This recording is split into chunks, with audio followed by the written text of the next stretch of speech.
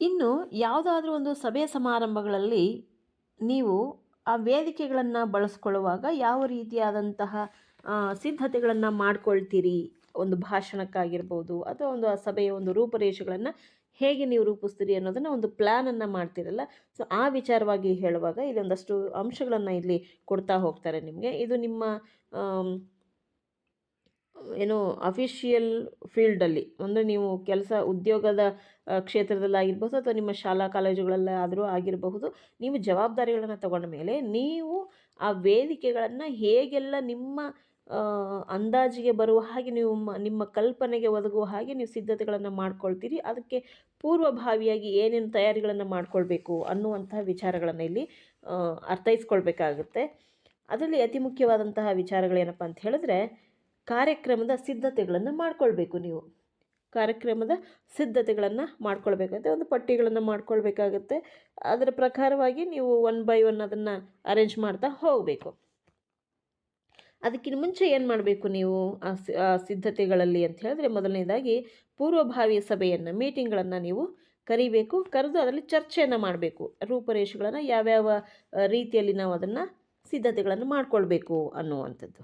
ಅದಾದ ನಂತರ ಅದೇ ಮುಂದಿನ ಹಂತದಲ್ಲಿ ಸಮಾರಂಭಕ್ಕೆ ಸೂಕ್ತವಾದ ಹೆಸರು ಯಾವುದಿರಬಹುದು, ಯಾವ ಹೆಸರಿನಿಂದ ಆ ಒಂದು ಪ್ರೋಗ್ರಾಮನ್ನು ನಾವು ಅರೇಂಜ್ ಮಾಡಬಹುದು ಅನ್ನುವಂಥ ವಿಚಾರವಾಗಿ, ಜೊತೆಗೆ ಕಾರ್ಯಕ್ರಮವನ್ನು ನಡೆಸುವಂತಹ ದಿನಾಂಕ, ಸಮಯ, ಸ್ಥಳ ಇತ್ಯಾದಿಗಳನ್ನು ನಿಗದಿಪಡಿಸುವಂಥದ್ದನ್ನು ಕೂಡ ನೀವು ಅಲ್ಲಿ ಚರ್ಚೆಯನ್ನು ಮಾಡಬೇಕಾಗುತ್ತೆ ಪೂರ್ವಭಾವಿಯಾಗಿ.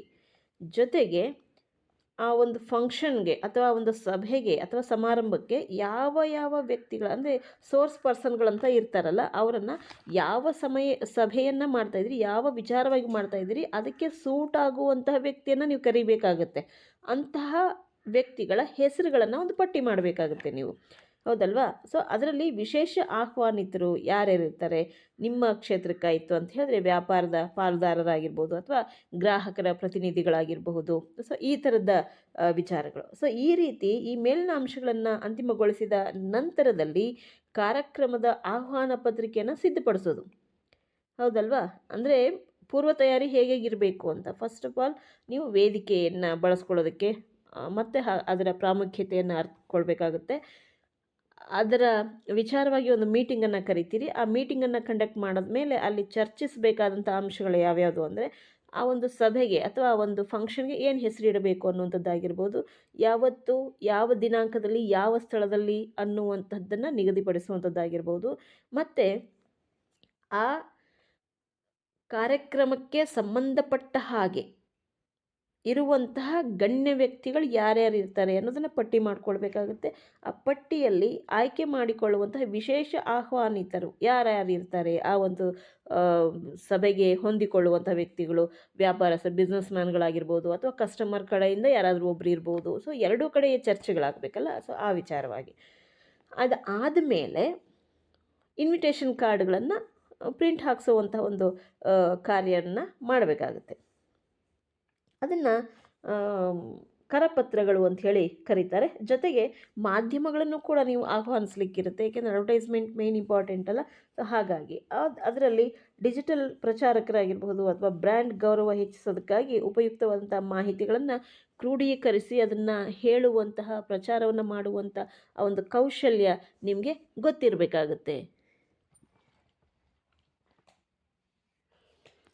ಸೊ ನಾನು ಆವಾಗಲೇ ಹೇಳಿದ ಹಾಗೆ, ಬ್ರ್ಯಾಂಡ್ನ ಗೌರವವನ್ನು ಹೆಚ್ಚಿಸೋದಕ್ಕೆ ಬೇಕಾದಂತಹ ಸಂಪೂರ್ಣ ಉಪಯುಕ್ತವಾದ ಮಾಹಿತಿಯನ್ನು ನೀವು ಭಾಷಣಕ್ಕೆ ಅಳವಡಿಸ್ಕೊಳ್ಬೇಕಾಗತ್ತೆ.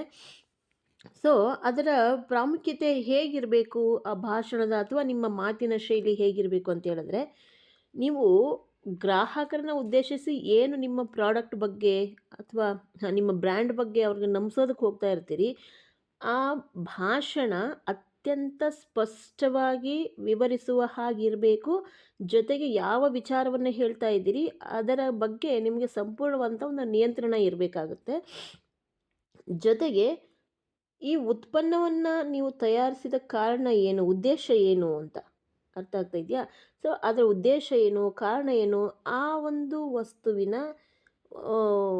ಒಂದು ಪ್ರಾಮುಖ್ಯತೆ ದೈನಂದಿನ ಜೀವನದಲ್ಲಿ ಎಷ್ಟು ಪ್ರಾಮುಖ್ಯತೆಯನ್ನು ಪಡ್ಕೊಳ್ಳುತ್ತೆ ಅದು ಯಾಕೆ ನಮಗೆ ಮುಖ್ಯ ಆಗುತ್ತೆ ಅನ್ನೋದನ್ನು ವಿವರಿಸುವ ರೀತಿಯಲ್ಲಿ ನಿಮ್ಮ ಒಂದು ಭಾಷಣವನ್ನು ನೀವು ತಯಾರಿಸ್ಕೋಬೇಕಾಗುತ್ತೆ.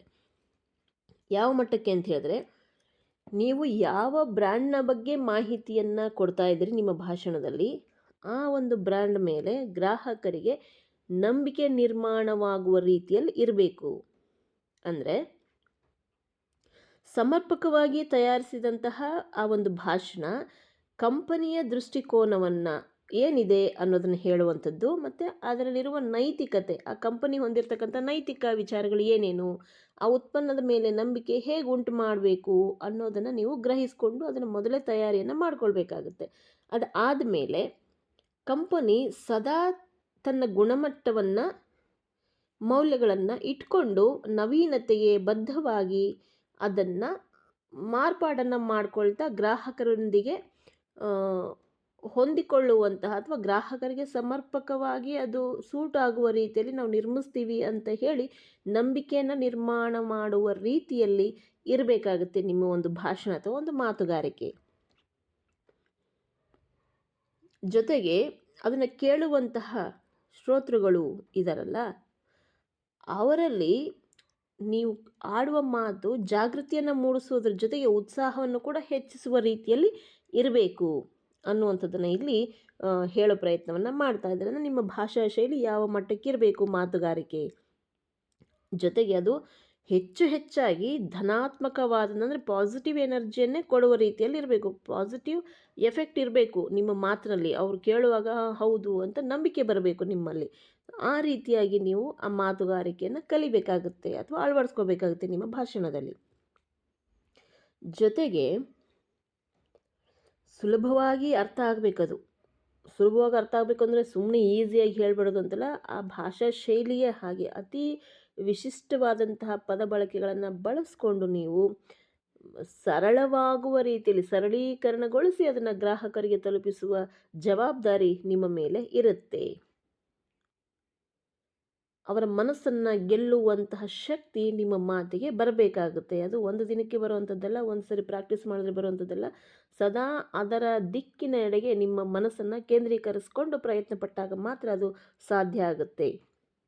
ಇದರಿಂದ ಗ್ರಾಹಕರಿಗೆ ನಿಮ್ಮ ಜೊತೆಗಿನ ಬಾಂಧವ್ಯ ಗಟ್ಟಿಯಾಗ್ತಾ ಹೋಗುತ್ತೆ.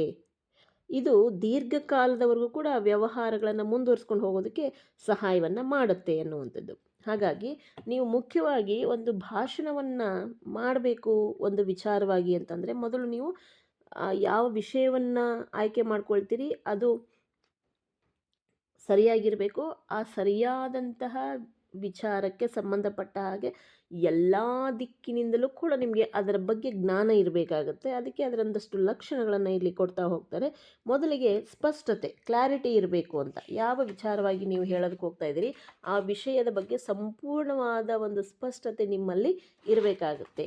ಜೊತೆಗೆ ಕೆಲವೊಂದಷ್ಟು ಉದಾಹರಣೆಗಾಗಿ ನಾವು ಕಥೆಗಳನ್ನು ಹೇಳ್ತೀವಲ್ಲ, ಹಾಗೆ ನೀವು ಆ ಒಂದು ಉದಾಹರಣೆಗಳನ್ನು ಬಳಸ್ಕೊಳ್ಬೇಕಾಗುತ್ತೆ. ಅವುಗಳನ್ನಂದರೆ ಸಣ್ಣ ಕಥೆಗಳ ಮೂಲಕ ಸಂಪರ್ಕವನ್ನು ಏರ್ಪಡಿಸ್ಕೊಳ್ಬೇಕು ಗ್ರಾಹಕರೊಟ್ಟಿಗೆ. ನೀವು ಗ್ರಾಹಕರ ಮನಸ್ಸನ್ನು ನಿಮ್ಮೆಡೆಗೆ ಸೆಳೆಯೋದಕ್ಕೆ use of relatable stories, examples ಅಂತ ಹೇಳ್ತಾರೆ. ಜೊತೆಗೆ ಉತ್ಸಾಹ ಮತ್ತು ನಂಬಿಕೆ, ಕಾಟಾಚಾರಕ್ಕೇನು ಹೇಳ್ತಾ ಇದ್ದೀನಿ ಅಂತ ಹೇಳಿದ್ರೆ ನಿಮ್ಮಲ್ಲೂ ಕೂಡ ತುಡಿತಾ ಇರಬೇಕು, ಮಿಡಿತಾ ಇರಬೇಕು, ಒಂದು ಜೋಶ್ ಇರಬೇಕು, ಉತ್ಸಾಹ ಇರಬೇಕು. ಜೊತೆಗೆ ನೀವೇನು ಹೇಳ್ತಾ ಇದ್ದೀರಿ ಅದರಲ್ಲಿ ನಿಮಗೆ ನಂಬಿಕೆ ಇರಬೇಕು. ಆಗ ಮಾತ್ರ ಅದು ತುಂಬ ಸುಲಭವಾಗಿ ಒಂದು ಪ್ರೆಸೆಂಟ್ ಮಾಡಲಿಕ್ಕೆ ಒಂದು ವೇದಿಕೆಯಲ್ಲಿ ಸಹಾಯವನ್ನು ಮಾಡುತ್ತೆ. ಜೊತೆಗೆ ಭಾಷೆ ತುಂಬ ಸರಳವಾಗಿದ್ದಷ್ಟು ಕೇಳುವವರಿಗೆ ಹಿತವಾಗಿ ಇರುತ್ತೆ. ನೀವು ಹೇಳೋದೆಲ್ಲವೂ ಕೂಡ ಅರ್ಥ ಮಾಡ್ಕೊಳ್ಳೋದಕ್ಕೆ ಸಾಧ್ಯ ಆಗುತ್ತೆ ಅನ್ನುವಂಥದ್ದು.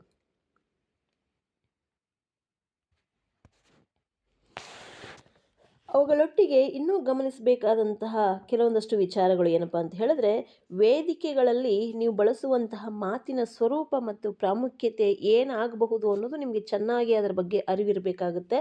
ಜೊತೆಗೆ ವೇದಿಕೆಗಳಲ್ಲಿ ನಿಂತ್ಕೊಂಡು ಮಾತನಾಡುವಾಗ ವಿದ್ಯಾರ್ಥಿಗಳಿಗೆ ಅಥವಾ ಭಾಷಣಕಾರರಿಗೆ ಆತ್ಮವಿಶ್ವಾಸ ತುಂಬ ಮುಖ್ಯ ಆಗುತ್ತೆ. ಸೊ ಅದನ್ನು ನೀವು ಆರಂಭದಿಂದಲೇ ಅದನ್ನು ಭಾಷಣದ ಕೊನೆಯವರೆಗೂ ಅದೇ ಆತ್ಮವಿಶ್ವಾಸದಲ್ಲಿ ನಿಮ್ಮ ಪ್ರೆಸೆಂಟೇಷನ್ ಅಥವಾ ನಿಮ್ಮ ಭಾಷಣವನ್ನು ಮುಂದುವರಿಸ್ಕೊಂಡು ಹೋಗಬೇಕಾಗುತ್ತೆ. ಅದ್ರ ಬಗ್ಗೆ ಗಮನ ಇರಬೇಕು. ಜೊತೆಗೆ ಭಾಷೆಯ ಮೇಲೆ ಹಿಡಿತ ಜಾಸ್ತಿ ಇರಬೇಕಾಗುತ್ತೆ. ಏನೋ ಒಂದು ಗ್ಯಾಪ್ ಆಯಿತು ಅಥವಾ ಇನ್ನೇನೋ ಮರೆತುಬಿಟ್ಟೆ ಅನ್ನೋಂಥದ್ದಲ್ಲ. ನೀವು ಬೈ ಮಾಡ್ಕೊಂಡು ಮಾತನಾಡುವುದಕ್ಕೂ ಅರ್ಥೈಸ್ಕೊಂಡು ಮಾತನಾಡುವುದಕ್ಕೂ ತುಂಬ ವ್ಯತ್ಯಾಸಗಳಿರುತ್ತೆ. ಸೊ ಹಾಗಾಗಿ ನಿಮಗೆ ನೀವೇನು ವಿಚಾರವನ್ನು ಆಯ್ಕೆ ಮಾಡ್ಕೊಂಡಿದ್ದೀರಿ ಅದರ ಬಗ್ಗೆ ಸಂಪೂರ್ಣ ಮಾಹಿತಿ ಮುಂಚಿತವಾಗಿಯೇ ನಿಮ್ಮ ಮನಸ್ಸಿನಲ್ಲಿ ಇರಬೇಕಾಗುತ್ತೆ. ಜೊತೆಗೆ ಬೇರೆ ಬೇರೆ ರೀತಿಯ ವಾಕ್ಯಗಳ ಪ್ರಯೋಗಗಳನ್ನು ಮಾಡುವಂತಹ ಕೌಶಲ್ಯವು ಕೂಡ ನಿಮಗೆ ಸಿದ್ಧಿಸಿರಬೇಕಾಗುತ್ತೆ. ಹಾಗಾಗಿ ಅವುಗಳ ಬಗ್ಗೆ ಹೆಚ್ಚು ಹಿಡಿತವನ್ನು ಸಾಧಿಸಬೇಕು ಅಂತ ಹೇಳಿದ್ರೆ ನಿಮಗೆ ಭಾಷೆಯ ಮೇಲೆ, ವ್ಯಾಕರಣದ ಮೇಲೆ, ಸ್ಪಷ್ಟತೆಯ ಮೇಲೆ ಸಂಪೂರ್ಣವಾಗಿ ಹಿಡಿತವನ್ನು ಸಾಧಿಸುವಂಥದ್ದರ ಕಡೆಗೆ ನೀವು ಶ್ರಮವನ್ನು ವಹಿಸಬೇಕಾಗತ್ತೆ. ಸಭೆಯ ಉದ್ದೇಶವನ್ನು ತಿಳ್ಕೊಂಡು ಮಾತನಾಡಬೇಕು. ನನಗೆ ಮಾತನಾಡ್ಲಿಕ್ಕೆ ಬರುತ್ತೆ ಅಂತ ಹೇಳಿ ಮಾತನಾಡೋದಲ್ಲ. ಯಾವ ಉದ್ದೇಶದಿಂದ ಸಭೆ ನಡೀತಾ ಇದೆ, ಆ ಸಭೆಗೆ ಏನು ಉದ್ದೇಶ ಇದೆ ಅದನ್ನು ಅರ್ಥ ಮಾಡಿಕೊಂಡು ಅದಕ್ಕೆ ತಕ್ಕ ಹಾಗೆ ಮಾತನಾಡುವಂತಹ ಕೌಶಲ್ಯ ನಮಗೆ ತಿಳಿದಿರಬೇಕು. ಜೊತೆಗೆ ಆ ವೇದಿಕೆಯಲ್ಲಿ ಒಂದಷ್ಟು ನಿಯಮಗಳಿರ್ತಲ್ಲ, ಆ ನಿಯಮಗಳಿಗೆ ತಕ್ಕ ಹಾಗೆ ನಾವು ಅದನ್ನು ಅನುಸರಿಸ್ಕೊಂಡು ಫಾಲೋ ಮಾಡ್ಕೊಂಡು ಹೋಗೋದು ಕೂಡ ಅತಿ ಮುಖ್ಯವಾದಂತಹ ವಿಚಾರ ಅಂತ ಹೇಳಬೇಕು. ಯಾಕೆ ಅಂತ ಹೇಳಿದ್ರೆ ನಾವು ಮೈಕ್ ಸಿಕ್ಕಿದೆ, ಭಾಷಣ ಮಾಡಲಿಕ್ಕೆ ನನಗೆ ಗೊತ್ತಿದೆ ಅಂತ ಹೇಳಿ ಉದ್ದಕ್ಕೂ ನಾವು ಮಾತನಾಡ್ತಾ ಕೂತ್ಕೊಂಡ್ರೆ ಆಭಾಸ ಆಗಿಬಿಡುತ್ತೆ.